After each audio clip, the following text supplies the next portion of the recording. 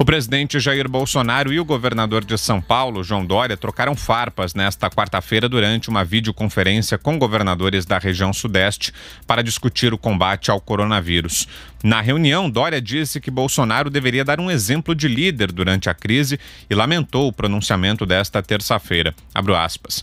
O senhor, como presidente da República, tem que dar o exemplo, tem que ser mandatário para comandar, para dirigir, liderar o país e não para dividir. O presidente retrucou: se você não atrapalhar, o Brasil vai decolar e conseguir sair da crise. Saia do palanque. Bolsonaro ainda acusou Dória de usar demagogia barata e afirmou que hoje o tucano não tem responsabilidade e não tem altura para criticar o governo federal. Após o bate-boca, o governador paulista disse que pode ir à justiça contra o governo federal caso haja confisco de equipamentos e insumos destinados ao combate ao novo coronavírus no estado. Mais tarde, Dória disse também estar decepcionado com a postura de Bolsonaro durante a reunião. Há pouco, em reunião, ao menos 25 dos 27 governadores informaram que manterão as regras de isolamento, apesar das declarações do presidente Jair Bolsonaro. Fala, Zé Maria. Olha, foi um momento horrível da política e das instituições. Ali não estavam o Jair Bolsonaro e o João Dória, estavam o governador do estado economicamente mais resolvido do país, mais rico, maior estado do país, e o presidente da República na frente de outros governadores. Apesar de não ser uma reunião no Palácio do Planalto, é como se fosse, porque se tratava de uma videoconferência, ou seja, é ainda um início de futuro, do que será futuramente muito comum, né? Esse tipo de reunião de videoconferência. Mas, temporalmente, né, estavam ao mesmo tempo, na mesma reunião e coordenada pelo presidente da República.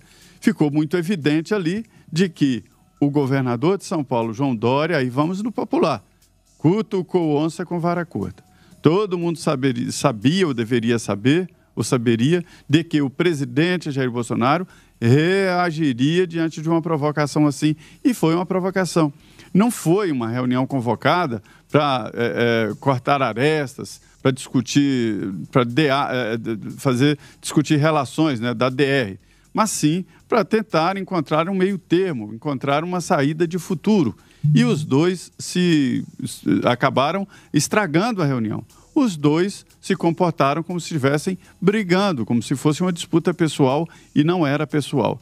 Fica carimbado ali que o governador João Dória está em campanha e fica carimbado ali que o presidente Jair Bolsonaro tem uma divergência pessoal com o ex-aliado ou o ex mais ou menos aliado João Dória, né? Então, não foi um bom momento e, repito aqui, a ideia do presidente Jair Bolsonaro, ele foi que convencer o presidente Jair Bolsonaro não é fácil, mas ele foi convencido por ministros e tal a recuar nessa história de suspender a quarentena, suspender o distanciamento social e está procurando exatamente uma saída, uma projeção.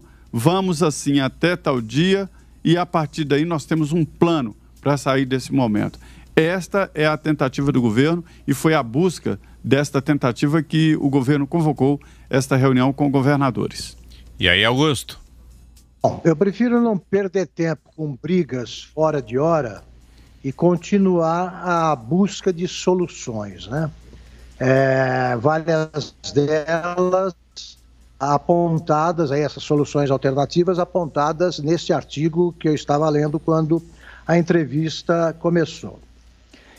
Uma das observações aí que a gente precisa levar em conta para saber qual é a solução além dessa quarentena, repito, horizontal.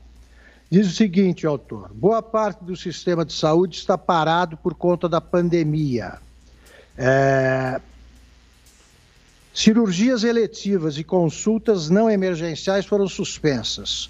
Muitos exames não estão sendo realizados, diversos transplantes de medula e de órgãos sólidos foram suspensos. Além disso, enfermarias inteiras estão vazias e leitos de UTI estão reservados para o tratamento de pacientes com coronavírus.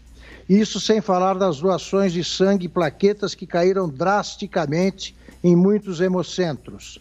Tudo isso causará mortes. O paciente que está esperando um cateterismo pode infartar. A demora em consultar um oncologista pode fazer com que o câncer se torne irressecável. O atraso no diagnóstico pode ser fatal para um paciente com leucemia aguda, etc, etc. E aí, o autor diz o seguinte, que o senso das proporções, base de toda escolha racional, virou crime de lesa pátria.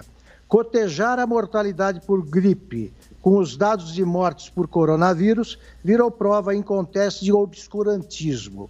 Então, o que eu proponho é que os governadores e o próprio presidente discutam com calma o prazo que deve ter esse isolamento e devem buscar em conjunto, em parceria, e é isso que a nação pede, soluções que impeçam a salvação dos infectados pela pandemia de coronavírus, pagando o preço da morte da economia brasileira. Também é disso que se trata. Essa morte será seguida por mortes de seres humanos. Basta ver o que aconteceu na recessão dos anos 30 nos Estados Unidos para saber que a recessão econômica aguda mata mais que pandemias, mata mais.